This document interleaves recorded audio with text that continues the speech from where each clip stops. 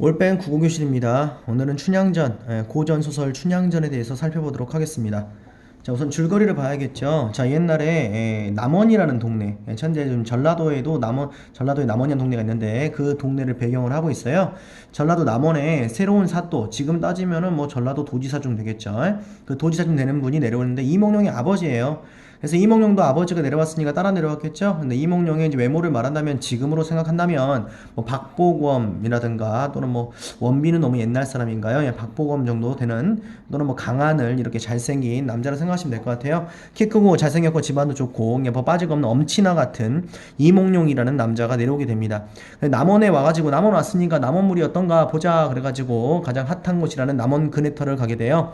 남원 그네터 나이트에 갔더니 성춘향이라는 여자애가 자신의 이제 몸종인 여자애와 같이 함께 나와가지고 향단에 나와서 그네를 띄고 있습니다. 그 모습을 몽룡이가 멀리서 보더니 와꾸가 괜찮은데 라고 이쁘다 생각해가지고 번호를 따려고 하는데 본인이 따기가 좀 그러니까 옆에 있던 수행비서인 방자를 시켜가지고 번호를 따오게 합니다. 자, 번호를 따오게 했으나 춘향이 뭐랍니까? 내가 알기로 신임 사또의 아들은 굉장히 지체가 높고 어느 정도 저기 인격체가 좋은 사람이기 때문에 이렇게 여자한테 번호 따라고 시켰을 리가 없다라고 해가지고 거절을 하고 집에 가버려요. 자, 그래서 이몽룡이가 지조절기를 지킬 줄 아는 콧대 높은 여자, 콧대 높은 여자니까 좀 더 아마 좀 이게 본 마음속에서 더 마음에 들었나 보죠. 도도한 여자를 꼬시기 위해서 그래서 아예 이번엔 직접 집으로 찾아갑니다. 찾아가가지고 춘향이를 보자마자 뭐랍니까? 듣던 대로 굉장히 미색이로구나 라고 하면서 어머니 월매인데 월매는 은퇴한 기생. 지금 따진다면은 이제 연예인을 은퇴했다라고 보시면 될 것 같고요. 그 당시에는 뭐 술집도 같이 운영하고 있으니까 은퇴한 연예인이 술집을 운영하고 있다라고 생각하시면 될 것 같아요. 그래서 어머니 앞에서 결혼할 것을 청합니다. 라고 했는데 춘향이가 그때 거절을 하죠. 자, 뭐라고 거절을 하는가? 저는 한 남자만 100년가약을 맺을 거기 때문에 당신이 지금 옛날에 결혼했듯이 그러니까 한마디로 지금처럼 딴따단 결혼식을 말하는 게 아니라는 거죠. 둘이 몸을 섞는 것을 말하는 거예요. 그래서 그 결혼을 하기에는 당신이 한번 지시 높은 양반이다 보니까 내가 이쁘니까는 한번 어떻게 해볼까 해가지고 하룻밤 저랑 그렇게 사랑을 나눴다가는 제 인생이 조질 수 있죠. 그러니까 안 됩니다 라고 하면서 거절을 해요. 그러니까 이몽룡이가 뭐라 하냐, 그때 언약을 맺죠. 100년 가약을 맺겠다. 너하고 100년 가약, 즉 정식 결혼을 밟을 테니까 그럼 나하고 오늘 사랑을 나누자 라고 해서 오케이 콜 돼가지고 성춘향과 이몽룡이가 남원에서 그렇게 뜨거운 사랑을 나누게 되어서 사랑이 이루어집니다. 자, 이 부분에서 우선 첫 번째 특이한 점을 좀 볼 수 있을 것 같은데, 일반적으로 고전 소설에서는 정원사상이라 그래가지고 정해진 남녀가 결혼하는 형식이 나옵니다. 그런데 춘향전에 보시면 약간 근대적이라고 볼 수도 있지만은 근대적이라고 볼 수 있는 성향으로서 자유연애사상이 들어가 있다는 다른 고전소설과는 다른 차이점이 있어요. 그리고 지금까지 이야기했던 내용 중에 또 하나의 차이점이 있다면, 일반적 고전소설에서는 중국을 배경으로 하는 경우가 많지만은 남원이라고 하는 우리나라를 배경으로 하고 있기 때문에 자주적 성격이 있다고 볼 수 있습니다.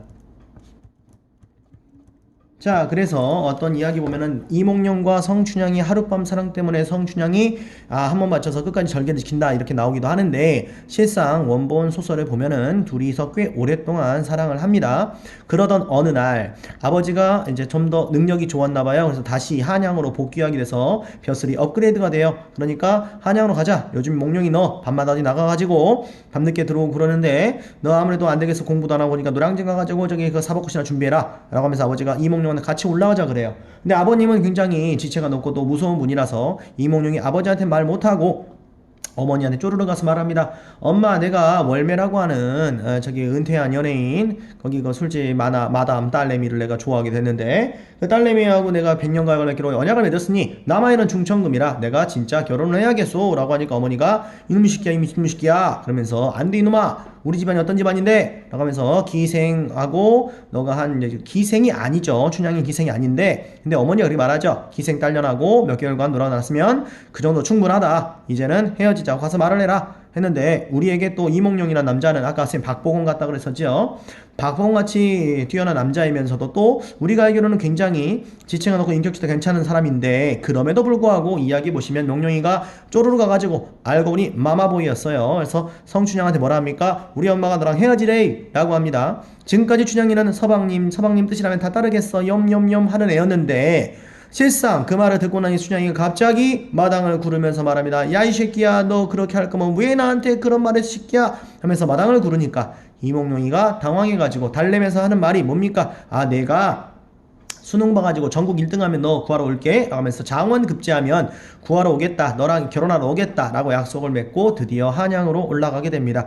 둘 사이 이별하게 된 거죠. 이때 첫 번째의 대립관계가 나옵니다. 성춘향과 이몽룡은 그러니까 이별이라는 요건 때문에 개인적인 갈등을 겪게 되는 거죠. 여기서 1차적인 대립관계가 보이고요. 자 그래서 이몽룡은 한양으로 올라가 버립니다. 혼자 남게 된 성춘향은 계속 이몽룡을 그리워하면서 기도하고 있어요. 우리 서방님 잘 되게 해주세요. 그런 와중에 이 남원이 어쨌든 사또가 비었으니까 새로운 사또가 또 필요하겠죠. 새로운 사또가 오게 됩니다. 그 사또의 이름은 바로 변학도입니다. 이름 자체도 물론 변씨를 제가 뭐라 하는 건 아닌데 이름이 조금 어떻게 좀 그렇죠. 예, 이렇게 더 말하면 아무튼 변씨를 제가 욕하는 것 같아요. 아무튼 그래서 이 변학도가 부임을 하게 되는데 이 변학도는 사실상 일에는 관심이 없고요. 어느 도를 가든 무조건 기생만 줄 세워가지고 저 기생이 이쁜가 이 기생이 이쁜가 자꾸 그 기생만 탐하는 사또입니다. 그래서 오자마자 이방이 저기 변학도 이제 변사또 우리 마을은 요즘에 이러이런 이슈가 있습니다. 그러면서 뭐 조금씩 촛불 시위를 하고 있고 이쪽에서는 태극기 시위를 하고 있고 막 얘기하고 있는데 갑자기 말을 가로막으면서 그런 거 듣자고 온 거 아니니까 됐고 그건 나중에 들어도 되니까 우선 기생점고부터 하자라고 합니다. 자 기생점고가 무엇인가 그 도에 있는 기생들을 다 불러 모아놓고 얼굴 점검하는 거예요. 그래가지고 얼굴을 쫙 유명한 춘향이를 알고 있으니까 쫙 세웠는데 그 자리엔 춘향이가 없습니다. 그래서 변학도 실망하면서 아니 이쁘다는 와꾸가 괜춘다는 춘향이가 있다는데 그 춘향이는 어딨냐 라고 하니까 아하 춘향이는 기생이 아닙니다. 기생의 딸이지 기생으로 머리를 올리지 않았습니다 라고 하니까 그냥 양인입니다 라고 하니까 그게 뭔 소리냐 기생 딸이면 기생이 무슨 양인이 어딨어 데리고 와라 라고 하니까 게다가 전임사또 아들인 이몽룡과 이미 백년가약을 언약을 맺었기 때문에 유부녀입니다. 그래서 안됩니다 라고 하니까 변학도가 근거를 대죠. 그래? 정식 결혼식 올렸어? 라고 하니까 아니요 그건 아니죠. 야 언약만 맺었어? 그러면 몽룡이가 다시 내려올 줄 아는 어떻게 알아? 명룡이 집안이 얼마나 좋은데 그런 집안에서 성춘향같이 그냥 기생 딸년을 설마 결혼시키겠어? 너희들 그냥 이몽룡이가 잠깐 그냥 성춘향 홀리려고 한 말을 다 믿고 있는 거냐? 정말 그런 거야? 너희 정말 현시에 감았구나. 그러면서 어차피 춘향이는 그런 걸 구제를 못 받을 거니까 데리고 와라 라고 합니다. 결국은 공권력을 행사해요. 변학도란 놈이 얼마나 나쁜 것인가 라는 걸 볼 때 첫 번째 양인을 탐냈죠. 게다가 또 보통 사람을 탐냈다는 뜻입니다. 그 다음에 유부녀를 탐했죠. 마지막으로 이 유부녀를 탐하고 양인을 겁탈하기 위해서 결국 심지어 뭘 씁니까? 공권력을 쓰죠. 공권력을 남용하고 있어요. 그래서 결국은 공권력을 남용해서 춘향이를 데려오게 합니다. 춘향이가 오늘 오랜만에 봤던 그 이제 포졸들을 봤어요. 아 춘향아 우리 새로 부임한 변학도가 말이야 변사또가 너 보자한다 라고 하니까 성춘향이 대충 알 것 같아요. 그래서 도망다니기 시작합니다. 성춘향이 처음에 왔던 사람들한테 아 그러냐고 근데 지금 식사는 하셨냐? 그러니까 근무 중이라 밥도 못 먹었다. 그럼 잠깐 들어와서 저기 밥이나 함께 하고 가시지요. 그러니까 아 근무 중이 안 되는데 춘향이가 워낙에 또 이쁜 애니까 아 옷방 들어갔다가 그러니까 바로 그냥 녹았겠죠. 방에 들어가가지고 밥을 먹네 막걸리 한 사발 따라주면서 아이고 목 막히겠습니다. 막걸리 몇 사발 딱 먹고 방이 절절절 끓으니까 포졸들이 잠이 들어버립니다. 그때 춘향이가 도망가 버려요. 이런 식으로 몇 번 피하니까 변학도 입장에서는 좀 화가 났겠죠. 변학도는 결국은 야 안 되겠어 체포해와. 그래서 아까 말했던 공권력 남용 다시 한번 그래서 체포를 해옵니다. 결박을 해서 데리고 오니까 물어봅니다. 춘향이 너 듣던 대로 굉장히 미색인데 너 저기 이몽룡이 있고 그냥 나랑 저기 잘 살아보자 라고 하면서 수청을 들어라. 수청이란 말 자체는 이상한 의미가 아니에요. 수청이란 말 자체는 원래 술을 따르다는 뜻입니다. 근데 옛날에 유교적 사회에서는 여성이 남성의 술을 따라 올리면 자신을 허락한다는 뜻이 있었기 때문에 그걸 그렇게 판단하는 거예요. 수청을 들어라 라고 하니까 춘향이가 이유를 댑니다. 나는 안 됩니다. 유부녀고요 양인이고요 당신이 나한테 이렇게 할 이유가 없습니다 라고 거절을 합니다. 아주 근거 있게 아주 논리정연하게 말을 하니까 변학도가 빡쳤겠죠. 말빨이 안 되니까요. 그래서 변학도가 화가 나서는 내이냐 하고 내쳐버립니다. 내려가가지고 그때부터 곤장을 때리는데 자, 이게 춘향 가로 가시면 그때 한 대부터 100대까지 맞는다고 나와요. 그때 이 춘향이가 좀 랩 좀 하셨나봐. 그래서 언프리티 랩스타를 하시면서 하나를 맞으면 1 가지고 랩을 하고 둘을 맞으면 2대 가지고 랩을 하면서 쭉 대답을 하다가 결국 100대를 맞고 기절을 해버립니다. 그래서 이 변학도의 횡포가 거기에서 그려지게 되는 거죠. 그래서 결국은 그렇게 맞다가 춘향이는 옥에 갇히게 되고 나중에 서울에 올라갔던 이몽룡이가 드디어 장원 급제해버려요. 아이고 그냥 말로만 수능 1등급자 했는데 진짜 1등급 해버렸네. 그래서 암행어사가 되어서 전라도 남원으로 내려옵니다. 자, 내려온 길에 사람들에게 들으니 뭐 중간에 뭐 여러가지 설이 있지만 여러가지 이야기 또 춘향전도 여러가지 소설책이 있기 때문에 경판본 완판본이 있죠. 그래서 중간에 저기 방자를 만났다는 어떤 그 이야기들도 보시면 나오는데 결국 만나서 내려옵니다. 거짓골로 내려오는 와중에 백성들을 만나서 변학도가 어떤 사람인가에 대해 조사를 해요. 자, 이런 부분은 이몽룡이 만약에 내 춘향이를 건드렸어? 라는 부분만으로 이몽룡이가 변학도를 해코지해버린다면 그렇다면 이몽룡도 다를 바 없죠. 공권력을 이용해서 자신의 개인의 사리사욕을 채우는 거기 때문에 그러니까 이몽룡에게는 정당한 이유를 주는 거예요. 그렇기 위해서 백성들에게 인터뷰하는 장면이 들어가 있는 겁니다. 물어보니까 변학도가 맨날 파티만 하고 정치에는 관심도 없고 백성들이 어떻게 되든 상관이 없고 세금만 걷어간다 라는 내용을 조사를 끝내고 그리고 나서 드디어 춘향이 집에 가봅니다. 거짓골로요. 딱 갔더니 바깥에서 들었더니 춘향이 엄마가 기도 중이에요. 아이고 우리 저기 몽룡이가 잘 돼가지고 춘향이 좀 꺼내올 수 있게 해주셔 하고 막 정한수 떠놓고 기도를 하고 있어요. 듣고 보니 우리 장모 덕분에 내가 장원급제했구나 라고 생각이 들어서 고마워요. 어두운 밤이겠죠. 옛날엔 가로등도 없잖아요. 그래서 이리 오너라 그러니까 누구시여 이 밤중에 라고 했겠죠. 나가 저기 이서방일세 라고 해요. 그러니까는 이 엄마 직업이 뭡니까? 기생이지 않습니까? 그냥 전국팔도 이서방은 다 알겠죠? 그래서 그때 여기서 언어유희가 등장합니다. 이 판소리계 소설은 이런 언어유희라든가 해학적 요소가 많아요. 어떤 이서방? 압구정 이서방? 아니 나 이서방 몰라. 아예 어떤 이서방? 상계동 이서방? 이러면서 자꾸 딴소리 하다가 결국은 말을 하죠. 하나부터 열까지 다 설명해줘요. 아이 춘향이 그 남편 말하는 것이요 하면서 쭉 말을 하니 사위세 라고 말하니 그제서야 문을 열어주고 아이고 우리 사위 왔네 이제 춘향이 살았구나 그러면서 어머니가 좋아해요. 방으로 들어가세. 왜 문 밖에 있는가? 방에 딱 들어가서 촛불을 탁 켜고 딱 정면을 응시하니까 이몽룡이가 거짓골이 돼서 왔습니다. 이몽룡이 거짓골이야 이제. 아이고 어떡하죠? 믿던 카드 로또 하나인데 이 로또가 꽝이네.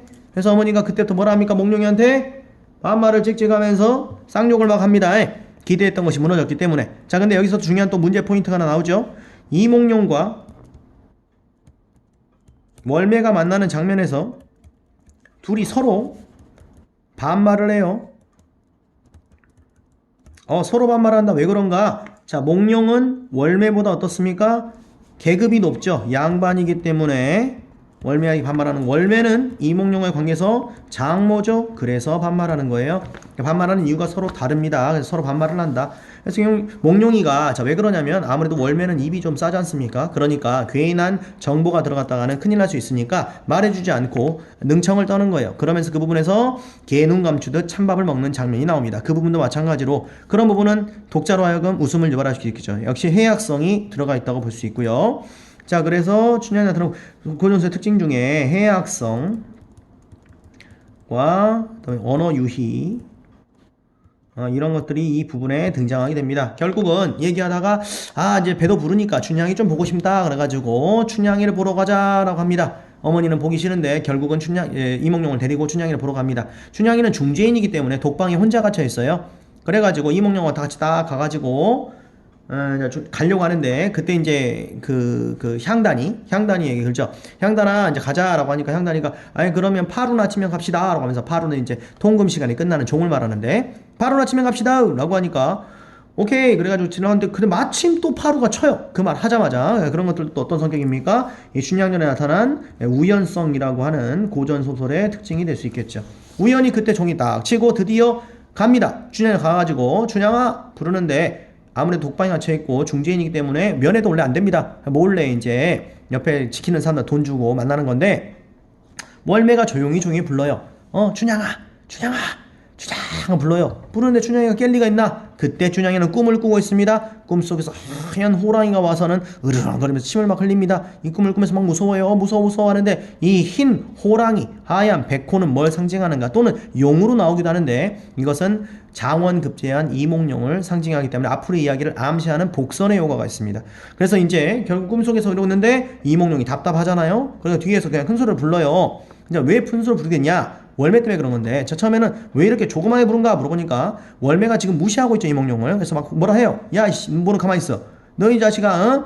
지금 이 시간에 벼락단 걸리면 뼈도 못 추려. 너 같은 놈이 무슨 권력이 있다고. 야 너 그냥 한 방이야 라고 하니까 이몽룡은 현재 암행어사 벼락도는 그냥 일반 도지사기 때문에 이몽룡이 벼락도보다 파워가 세죠. 그럼에도 불구하고 지금 현재 자신의 어떤 신분을 숨기고 있는 상황에서 남자들은 좀 이렇게 권력 싸움에 지기 싫어하잖아요. 근데 남자의 자존심을 건든 거지. 그러니까 몽룡이 빡쳐가지고 그 조용히 해야 되는 데서 춘향! 하고 엄청 큰 소리로 불러버립니다. 그러니까 아이고 깜짝이야 하면서 춘향이 깨요. 그러면서 월매는 난리치겠죠. 그런 부분도 웃음을 유발하죠. 월매가 아이고 이렇게 시끄러우면 어떡해! 그래가지고 결국은 춘향이가 아니 어디선가 우리 님의 목소리 들린 것 같은데 하고 눈을 떠보니까 이몽룡 앞에 있죠. 그때 이제 어머니가 이몽룡을 소개할 때도 언어 이거 나오죠. 니 서방인가 남방인가 그 집곳에서 왔다 말을 하는데 역시 춘향이도 사람은 사람이죠. 믿고 있던 카드가 거지가 돼서 돌아오니까 뭐라 합니까? 아이고 믿었던 하늘이 무너졌구나 라고 실망을 표현합니다. 거기서 끝나고 그러다면 이몽룡이가 아이고 쟤도 김치 이러겠죠. 그런데 그러지 않고 뭐라고 한다? 하지만 우리 이몽룡 어떻게 된 거냐? 우리 서방님 어떻게 된 겁니까? 아무리 거짓골이라도 아니 앞으로 장원급제 하실 분이 이게 무슨 꼴입니까? 라고 하면서 어머니한테 사실은 어머니 내가 숨겨놓은 돈이 있으니까 그 돈 갖고 우리 서방님 서책 새로 사주고 옷도 새로 사주시오라고 지조와 절개를 드러내요. 그 말을 듣고 얼마나 감동을 받았겠습니까? 이몽룡이 결국은 성춘향이 손을 잡아보려는데 춘향이가 너무 매를 많이 맞아서 다리를 못 씁니다. 그래서 결국 귀여워가지고 손을 잡고 부여잡고 웁니다. 얼마나 슬픈 장면입니까? 근데 우리나라 작품은 해악성이 두드러진다 했었죠 아까. 그래서 그 장면에서 어머니가 아이고 지 남편한테가 좋아하네 하면서 용서를 퍼부어요. 월매가요. 그런 부분에도 역시 마찬가지로 해악성이 들어가 있죠. 결국은 그때 이제 빡친 이몽룡이 뭐랍니까? 하는 이문에도 솟아날 구멍이 있는 법인데 네가 날 뭘로 믿고 이러느냐 하면서 기다려봐라 하면서 다음 날이 됩니다. 그래서 결국 이제 변학도가 생일 파티를 생파를 막 하고 있는데 그때 입구에서 이몽룡이가 입장을 하려고 해요. 나 들어갈래요? 그랬는데 자빈을 금하라 라고 해서 거린을 못 들어가게 합니다. 여기에서 벌써 변학도의 성향을 알 수가 있죠. 아 못된 사람이구나 라는 걸 알 수 있어요. 없는 사람을 도와줘야지 없는 사람 들어오지 말라고 도지사인 사람이 그러면 안 되겠죠. 그래서 결국은 내쫓김을 당할 것 같은데 막 밖에서 시끄럽게 해버리니까 뭔 소란이냐면서 저기 운봉이라는 사람이 밖으로 나옵니다. 운봉이라는 사람이요. 그래서 이 운봉이라는 사람이 들어와서는 아유 시끄러우니까 그냥 들어오셔 그래가지고 이몽룡을 안으로 끌어주는데 맨 말단석 입구 쪽에 가까운 매일 말단석에다가 상을 차려오는데 그냥 콩나물에다가 그냥 김치에다가 그냥 막걸리 한 사발 이런 식으로 차려오는데 상다리도 막 하나가 막 부러져 있고 뭐 그런 상다리에다가 좋지 않은 대접이지만 어쨌든 간에 다른 사람보다는 운봉이 좀 더 대접을 하죠. 가져옵니다. 가져와서 이거나 잡수고 나가셔. 근데 상태를 보니까 너무 지네들은 막 갈비에다가 스테이크 썰고 있으면서 나한테 김치에다가 콩나물 먹으라니까 빡쳤겠죠. 이몽룡이가 상을 발로 뻥 잡으래요. 그 장면이 시험에 많이 나오죠. 그러면서 그게 이 상이 운봉이라는 사람의 갈비대에 맞아가지고 운봉이 아이고 갈비야 아프게 했죠. 그렇게 하니까 그때 뭐랍니까? 갈비 한 대 먹읍시다 라고 동음 이유에 따른 언어 유의 갈비 한 대 먹고 지고 이렇게 말하는 장면이 나오죠. 운봉이 아이고 다 잡사라 그러면서 짜증내죠. 그러면서 이 거지가 결국은 나가야지만 이 잔치 분위기가 좋아지겠죠. 왜 밥상을 발로 펑 차버렸으니까요. 그래서 뭐라고 한다? 운봉이 그때 한시를 제안하죠. 한시나 한 수 지어봅시다 라고 해서 한시 쫙 북과 나눠줬는데 북과 종이를 나눠줬는데 거기서 일바로 누가 짓습니까? 이몽룡이가 짓죠. 거기서 이몽룡의 능력을 보여주는 장면이 나옵니다. 그러면서 거기 시 내용이 뭐예요? 백성들은 피눈물 흘리고 있고 말이야. 그러고 근데 너희들은 그걸 가지고 그냥 고기 사 먹고 술 먹고 있냐? 이런 시를 쓰죠. 그래가지고 칠원절구에 한 시를 따서 써주니까는 운봉이 눈치를 채요. 이 사람이 오메 큰일 났다. 그런데 변학도는 눈치를 못 챈다라고 어리석은 인물로 그려지죠. 그래가지고 결국은 운봉 눈치채고 이러저러 하다가 결국 운봉이 먼저 도망칩니다. 사실 이 운봉에게 한시를 준 이유도 이렇게 그래 그나마 대접을 해줬기 때문에 운봉에게 비밀을 좀 알려준 거예요. 그래서 운봉은 도망을 가고 다른 사람들이 이제 맹어사 줄도야 하겠죠. 그런 부분에서 뭘 줍니까? 카타르시스를 주는 거죠. 독자로 하여금. 그래서 결국은 막 도망가고 벼락도는 숨어가지고 똥 싸고 그러면서 뭐라 합니까? 추워라 바람 들어온다 문 들어온다 바람 닫아라 목마른다 이제 물 마른다 목 들여라 이런 언어 도치에 의한 언어 유희를 쓰면서 우스꽝스러운 모습이 돼버립니다. 결국은 벼락도도 벌을 받고요. 출동한 암행어사가 마지막에 춘향이를 올리죠. 춘향이한테 물어봅니다. 너는 무슨 죄로 올라왔냐? 라고 하니까 그 이방한테 물어보죠. 그러니까는 관장에 포악한 죄로 잡혔습니다. 라고 하니까 그래 니까 아니니? 라고 하면서 마지막 실험을 합니다. 이런 점에서 쌤이 이몽룡 참 싫어해요. 아니 죽음이라는 목숨이라는 걸 놔두고 마지막까지 절개를 실험하죠. 물어보죠. 너 내가 지금 수청을 요구할 건데 나한테 오케이 하면 너 살려줄게. 라고 하는데 이 성춘향이가 절개가 보통이 아니라는 거죠. 그래서 뭐라 합니까? 층암 절벽이 무너지냐? 절대 난 그럴 수 없다! 라고 하니까 고개를 들라 이벤트 타임. 그래서 보니까는 아이고 우리 오빠가 왔네요. 그래서 아이고 서방님 그러면서 기절을 해버리죠. 다시 막 뺨 따고 때려서 깨워가지고 행복하게 이게 벌을 안 받고 나중에 또 결혼까지 하죠. 그래서 삼형제 그 다음에 세 자매, 그러니까 총 6남매죠. 6남매를 거느리고 그 6남매 중에 3명은 전부 다 왕후가 되고 황후가 되고 남자 3명은 전부 다 국무총리급가 되는 높은 벼슬까지 올라간다 라는 마지막에 또 행복한 결말 구조가 들어가 있어요. 중간중간 쌤이 이야기하면서 몇 가지 찝어주긴 했는데 다른 거와 특이하게 고전수설의 특징은 아니죠. 사실 이거 반대될 수 있는 이건 다른 작품과 차이점이죠. 이거는 차이점이라 할 수 있는 자유연애 사상이 들어가 있고 이것도 마찬가지 차이점입니다. 다른 것들은 중국 배경인데 이거는 잔주 성격으로 우리나라 배경을 하고 있다는 특징이 있고요. 해학성 언어유 이거는 이제 특징이 맞죠. 우연성도 맞고요. 근데 이 춘향전에는 전기성이 또 없습니다. 전기성이 없는데 있다고 한다면 꿈 정도로 볼 수 있어요. 꿈의 복선 정도는 있다고 할 수 있겠지만 전반적으로는 전기성이 도술 부리고 이런 것들이 일반적 고전수와 다르게 없다라는 거. 행복한 희망은 마지막에 정확히 나와 있고요. 그래서 이런 구조. 그리고 이제 또 하나의 특징이 있다면 주인공이 제자 가인형 똑똑하고 재주가 많은 인물이 주인공이다라는 제자 가인형 인물이 나온다는 것도 이 춘향전에 나타난 고전의 특징을 볼 수 있겠네요. 이런 것들이 문제 나오고요. 나머지는 지문에 나타난 표현법이라든가 뭐 간접지시, 직접지시 이런 것들, 그다음에 언어 유희 표현 이런 것들이 이제 문제 포인트로 나오게 됩니다. 그래서 대립 관계를 보시면 이렇게 있어요. 그래서 이제 이몽룡과 변학도 관계가 가장 이제 기본적인 악인과 선인의 구도고요. 성춘향과 변학도가 된다면 성춘향이 이제 변학도의 지조절기를 지키려고 하는 그 부분에서 또 대립관계 되는 것이고 여긴 이별의 관계였었고 여기가 마지막에 좀 넓은 범위인데 사회적 제도와의 이제 대립관계가 되는 거죠. 그래서 그렇기 때문에 이 작품의 주제를 이렇게 세 가지로 볼 수 있는 거다. 지고지순한 사랑과 절기의 표면적인 거라면 사실 그 안에는 신분 상승의 욕망이라든가 탐과 노래에 대한 민중의 그 당시의 저항들이 그 안에 숨겨져 있다라는 주제로 볼 수 있다는 겁니다. 그래서 오늘은 춘향전의 긴 이야기를 짧게 요약해가지고 중요한 문제 포인트들만 좀 찝어봤습니다. 다음 시간에 또 다른 작품 설명으로 또 돌아오도록 하겠습니다. 이상 춘향전 설명을 마치도록 하겠습니다.